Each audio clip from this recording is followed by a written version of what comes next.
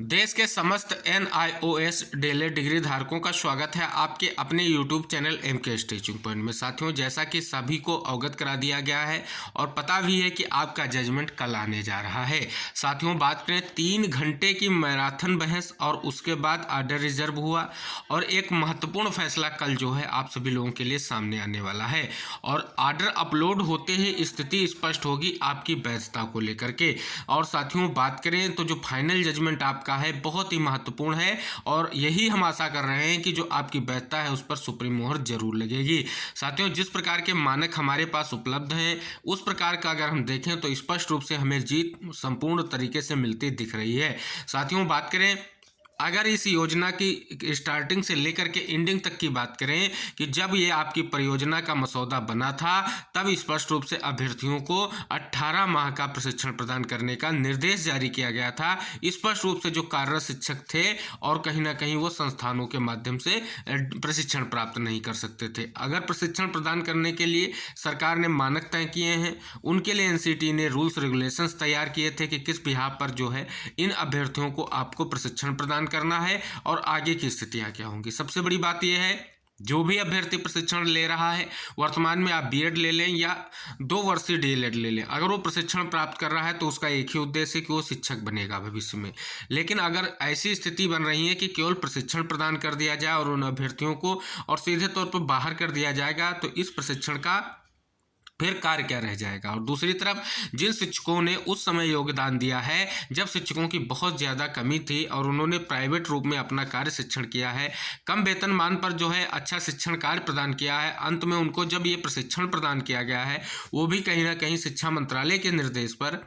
और आपके जो है शिक्षा का अधिकार अधिनियम 2009 के अनुसार जो पॉलिसीज थी उनमें परिवर्तन किया गया और स्पष्ट किया गया जो कार्यरत शिक्षक हैं और अप्रशिक्षित हैं उनको जो है प्रशिक्षण प्रदान किया जाए। और प्रशिक्षण का ये जो भी रूल्स और रेगुलेशन का मसौदा था सरकारी दिशा निर्देश पर इसको NCT ने तैयार किया था, क्योंकि आप सभी को पता है NCT एक जो आपकी एजेंसी है जो कहीं ना कहीं अध्यापक प्रशिक्षण और शिक्षण की जो भी चीज़ें हैं उनको तैयार करता है। तो साथियों, बात करें तो स्पष्ट रूप से NCT के निर्देश पर NIS के माध्यम से इस कोर्स को संपन्न कराया गया। सबसे बड़ी चुनौती ये थी कि ना जो भी ये कार्यरत शिक्षक हैं उनको किस प्रकार से प्रशिक्षण प्रदान किया जाए, क्योंकि वो कार्यरत भी हैं और उनको प्रशिक्षण भी प्रदान करना है। इसके बाद NIS के माध्यम से ये स्पष्ट किया गया कि दूरस्थ शिक्षा के माध्यम से इन अभ्यर्थियों को जो है 18 माह का कोर्स कराया जाएगा और इस कोर्स के अधीन वो जो है कार्यरत होते हुए प्रशिक्षण प्राप्त कर लेंगे और एक प्रशिक्षित शिक्षक माने जाएंगे। अगर साथियों ये प्रशिक्षित शिक्षक हैं तो इनको फिर क्यों नहीं प्राथमिक शिक्षक भर्ती में जगह दी जाएगी, क्योंकि एक तरफ जो है उनको प्रशिक्षण प्रदान किया गया है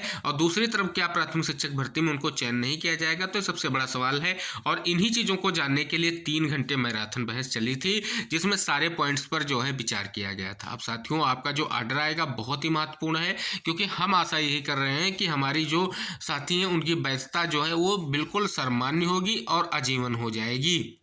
और साथियों, बात करें आप सभी को अवगत करा दें वैधता के परिप्रेक्ष्य में जो भी मानक NCT के देखें, अगर आप NIS के माध्यम से जो भी मसौदा है उसको देखें तो यही स्पष्ट हो रहा है कि हाई कोर्ट में जो जीत सुनिश्चित हुई थी कहीं ना कहीं NCT के रूल और रेगुलेशन के आधार पर हुई थी, क्योंकि उसमें स्पष्ट किया गया था, विशेष छूट प्रदान की गई थी 6 माह की, जिसके बाद 18 महीने का प्रशिक्षण प्रदान किया गया था। अब साथियों, अगर अवगत करा दें ये कहा जा रहा है कि इसको हम नियुक्ति प्रक्रिया में सम्मिलित नहीं करेंगे अभ्यर्थियों को, तो कहीं ना कहीं यह न्यायपूर्ण रवैया होगा, क्योंकि फिर आपको प्रशिक्षण 2 वर्षीय रखना चाहिए था, 18 माह का नहीं रखना चाहिए था। ये सारे पहलू निकलकर सामने आ रहे हैं, लेकिन सुप्रीम कोर्ट इन सभी पहलुओं पर आपके सभी विचारों पर जो जिज्ञासाएं हैं उन पर विचार कर चुकी है और बेंच के माध्यम से ये सारी चीज़ें देखी जा चुकी हैं और आर्डर में सारा कुछ आपको स्पष्ट मिलेगा, क्या कुछ जो भी आपके आदेश हैं उनके अनुक्रम में क्या रहा है और सुप्रीम कोर्ट ने क्या फैसला लिया है, ये चीज़ें होंगी। लेकिन साथियों, वैधता जो रहेगी वो बिल्कुल आप सभी लोगों के लिए महत्वपूर्ण रहेगी और आप प्राथमिक शिक्षक भर्ती में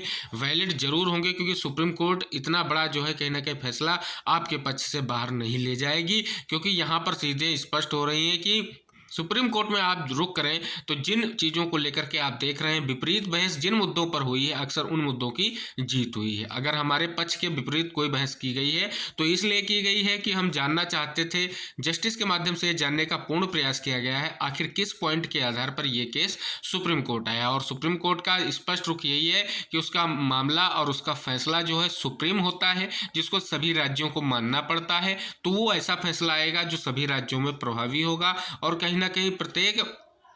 राज्यों की स्थिति देखें तो प्रत्येक राज्य में आपको एनआईएस के माध्यम से डीएलएड प्रशिक्षण प्राप्त जो है अभ्यर्थी मिलेंगे। कुछ साथी चयनित भी हैं और कुछ साथी प्राइवेट रूप में गैर सरकारी संस्थाओं में कार्यरत भी हैं और वो यही आशा कर रहे हैं उनके लिए महत्वपूर्ण दिशा निर्देश जारी किया जाएगा। और आप सभी साथियों को अवगत करा दें, न्यू एजुकेशन पॉलिसी प्रशिक्षित शिक्षकों को कहीं ना कहीं स्थान दे रही है। तो प्रशिक्षण प्राप्त शिक्षकों के लिए एक सबसे बड़ा मामला यही है कि सारी चीज़ों को इंगित कराते हुए कोर्ट जरूर आपको वैधता प्रदान करेगा और आपको जो है आगे की भविष्य की जो भी भर्तियां हैं उनमें मौका भी मिलेगा। क्योंकि एक तरफ आप सभी साथी देखें, जो कहीं ना कहीं बीएड डिग्री धारकों को अब प्राथमिक शिक्षक भर्ती में मौका नहीं मिलेगा। इसलिए नहीं मिलेगा क्योंकि सुप्रीम कोर्ट ने आदेश दे रखा है और एनसीटी की एक महत्वपूर्ण गाइडलाइन जिसको रद्द किया है 2018 की, और उस हिसाब से डीएलएड अभ्यर्थियों को मौका मिलेगा। तो यहाँ पर चाहे वो एनआईएस के माध्यम से डीएलएड हो या संस्थाओं के माध्यम से डीएलएड हो, क्योंकि साथियों यहाँ पर भी प्रशिक्षण प्रदान करके इन अभ्यर्थियों को भी कहीं ना कहीं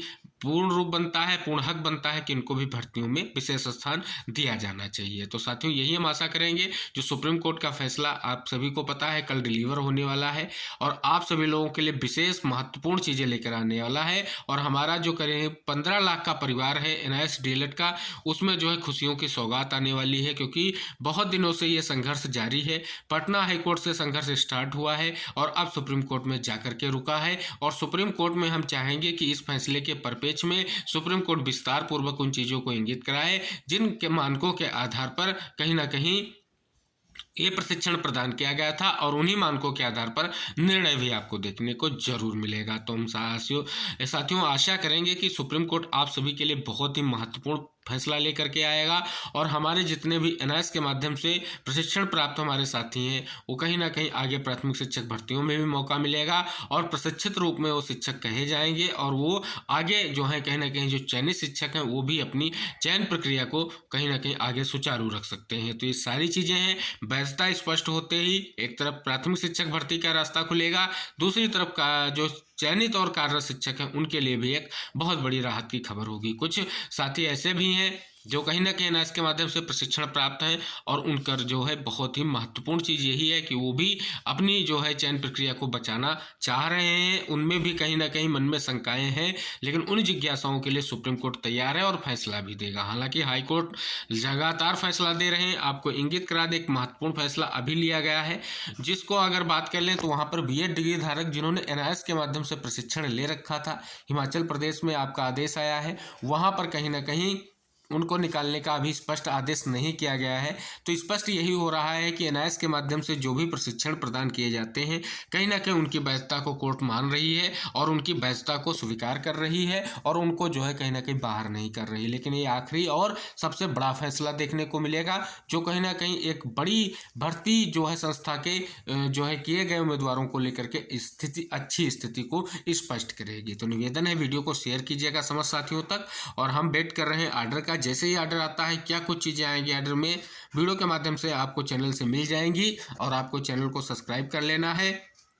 बेल आइकन प्रेस कर लेना है और जितने भी हमारे साथी हैं उनको ये वीडियो शेयर कीजिए, क्योंकि हम आशा और सभी आशा कर रहे हैं कि हमारे पक्ष में ही फैसला देखने को मिलेगा और हमारी वैधता को बरकरार रखा जाएगा और हमें प्राथमिक शिक्षक भर्ती से लेकर के अन्य भर्तियों तक मौका दिए जाने का सुप्रीम कोर्ट जरूर फैसला सुनाएगा और हमको जो है कहीं ना कहीं आगे भर्तियों में मौका जरूर मिलेगा। तो निवेदन है सभी साथियों तक वीडियो शेयर कीजिए और साथियों आपको अवगत करा दें कि किसी भी तरीके से आप सभी लोगों को हताश व निराश होने की अभी कोई ज़रूरत नहीं है, क्योंकि सुप्रीम कोर्ट में सारे पहलुओं पर विचार करके ही जजमेंट आएगा और वो जजमेंट आएगा जो कहीं ना कहीं आपके लिए नाजीर साबित होगा आगे की भर्तियों को लेकर के और चयनित शिक्षकों को लेकर के, सभी के लिए महत्वपूर्ण होगा। तो निवेदन के साथ मिलते हैं, जो भी इंपॉर्टेंट अपडेट होंगी आपके एनआईएस डीएलएड से संबंधित होंगी, आर्डर से संबंधित होंगी, वीडियो के माध्यम से आपको चैनल से मिलती रहेंगी। चैनल को सब्सक्राइब कर लीजिएगा और बेल आइकन जरूर प्रेस कर लीजिएगा, जिससे जो भी जानकारी जानकारियां हैं वो आप तक पहुंचती रहेंगी और जो भी महत्वपूर्ण खबरें होंगी और वीडियो के माध्यम से आप तक हम पहुंचाने का